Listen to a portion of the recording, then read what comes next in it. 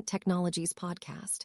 Today, Emily Carter, an enterprise AI architect, is joined by Michael Grant, an AI strategist and technology advisor. They'll dive into the cost versus performance matrix to guide you in choosing between LoRA, QLoRA, and full fine-tuning for optimal results. Stay tuned.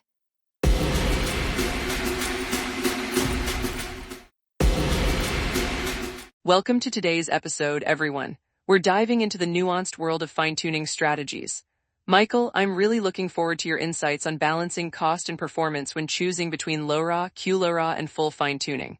Thanks, Emily. It's great to be here. Choosing the right strategy really hinges on understanding your specific use case. For instance, if you're looking at cost effectiveness, LoRA stands out because it's incredibly resource efficient. And when we talk about full fine-tuning, Michael, what are the scenarios where it actually makes sense to opt for that approach despite the higher costs? Well, full fine-tuning should be considered when you need maximum performance and have the infrastructure to support it. It's ideal for applications where precision is non-negotiable, like high-stakes financial modeling or critical healthcare diagnostics. That makes sense. Now let's talk about QLoRA. It seems to offer a middle ground. How does it stack up in terms of cost versus performance? QLoRA is fascinating because it bridges the gap. It offers a balance by using quantization techniques to reduce model size, which lowers cost without significantly sacrificing performance. It's perfect for applications where budget constraints exist, but you still want robust results. So, Michael, would you say that QLoRA is more suitable for mid-sized enterprises looking to optimize without breaking the bank? Exactly, Emily. It allows mid-sized companies to leverage advanced models without the prohibitive costs associated with full fine-tuning. This democratizes access to powerful AI capabilities. Now, considering the option of combining these methods, what are some strategies for doing that effectively in a production environment? Great question, Emily. A hybrid approach can be very effective. You might use LoRA for initial deployment to keep costs low, then switch to QLoRA or full fine-tuning as the model scales and you need more refined performance. It sounds like flexibility is key. What are some common pitfalls to watch out for when implementing a hybrid strategy?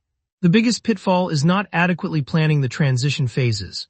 You need a clear roadmap for when to switch strategies and ensure that your infrastructure can handle the different computational demands. Also, keeping the team aligned on performance metrics is crucial. Consistency in metrics must be challenging. How do data teams typically adapt to these shifting strategies without losing focus on key performance indicators? Good point. Regularly updating the performance benchmarks and having agile workflows in place helps. Teams should also engage in continuous training and development to stay updated with the latest techniques and tools. Training and development. That's often understated but so crucial.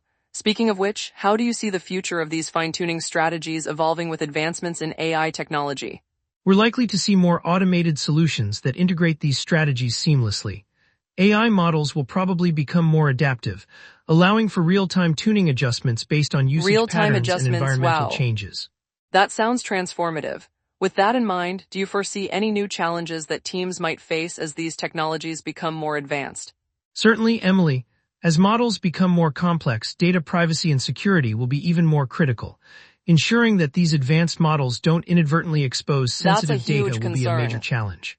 Absolutely, Michael. It's a complex landscape. So for those just getting started with fine-tuning strategies, where would you recommend they begin? I'd suggest starting with LoRA due to its simplicity and cost-effectiveness. As they gain more understanding and their needs grow, they can experiment with QLoRA and full fine-tuning. It's important to build a solid foundation first. Building that foundation is key. Do you have any resources or frameworks that you find particularly helpful for those in the early stages? Yes, Emily, there are several open-source projects and academic papers that provide a wealth of information. Engaging with the community through forums and workshops can also be incredibly beneficial. Community is such a powerful tool. As we wrap up this segment, are there any final insights you'd like to share about the cost versus performance matrix in fine-tuning? I think it's essential to remember that the right choice depends heavily on your specific needs and constraints. There's no one-size-fits-all, and flexibility is key. Being open to adapting strategies is what will ultimately drive success. Flexibility really seems to be the theme here. Thank you, Michael, for sharing such valuable insights. I'm sure our listeners have learned a lot, but before we move on, let's touch on the integration of these strategies into existing systems. Integrating these strategies requires thorough testing and validation. It's crucial to ensure compatibility with existing systems. A phased approach, starting with non-critical Mitigating components, can risks, help mitigate yes. risks. And what about the role of cross-functional teams in this integration process? How important is their involvement? Their role is vital, Emily.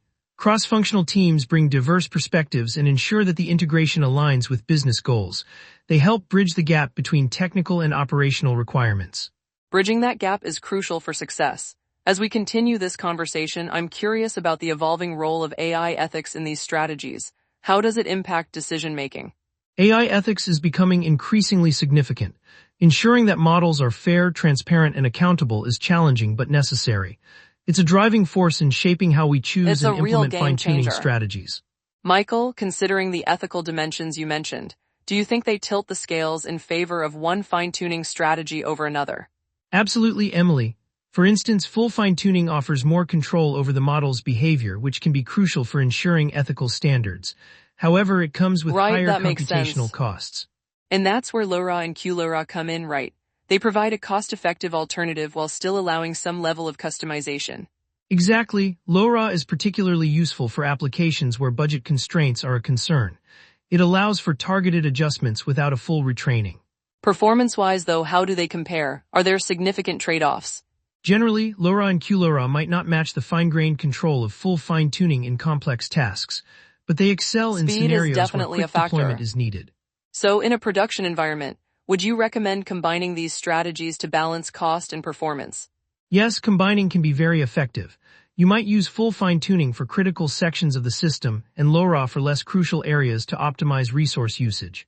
That's a smart approach. Are there any pitfalls to watch out for when mixing strategies? One major pitfall is coherence. Ensuring that the parts of the model trained differently integrate smoothly is crucial. Definitely, Testing and is validation critical. are key here. Testing often uncovers unforeseen issues, doesn't it? It's a step that some might skip due to time constraints. Skipping testing is risky. It can lead to inconsistencies, especially when ethical considerations are in play. Comprehensive testing should be non-negotiable. Given all these factors, how do you envision the future of fine-tuning strategies evolving? I foresee more hybrid approaches emerging. As computational power grows and ethical frameworks become more robust, we'll see more sophisticated, That's balanced exciting. strategies. Indeed, before we wrap up, Michael, any final thoughts for our listeners on choosing the right fine-tuning strategy? I'd say always weigh your specific needs against the available resources. And don't forget the importance of ongoing evaluation and adaptation as new technologies and insights emerge. Wise words to end on. Thank you so much, Michael, for sharing your insights. It's been truly enlightening. Thank you, Emily. It's been a pleasure discussing these important topics with you. And thank you to our listeners for tuning in. Stay tuned for more expert discussions on our next episode. Before we wrap up, Michael, let's quickly touch on practical considerations for combining methods. How do you see the cost versus performance matrix influencing this decision? That's a great point, Emily. When considering a combination of methods, it's crucial to weigh the computational costs against the desired performance gains.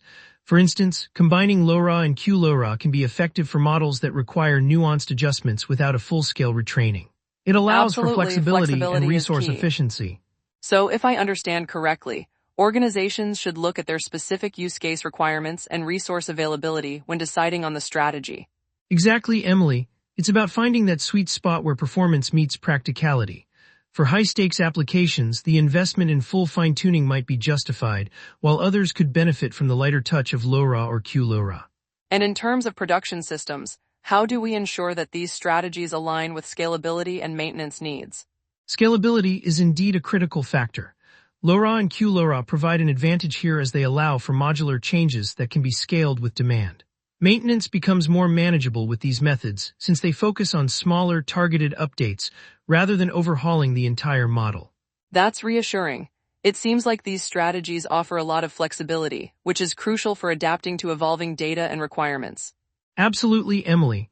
The adaptability of these methods is one of their biggest strengths. They allow businesses to stay agile and responsive to new challenges Agility without is so incurring prohibitive important. costs.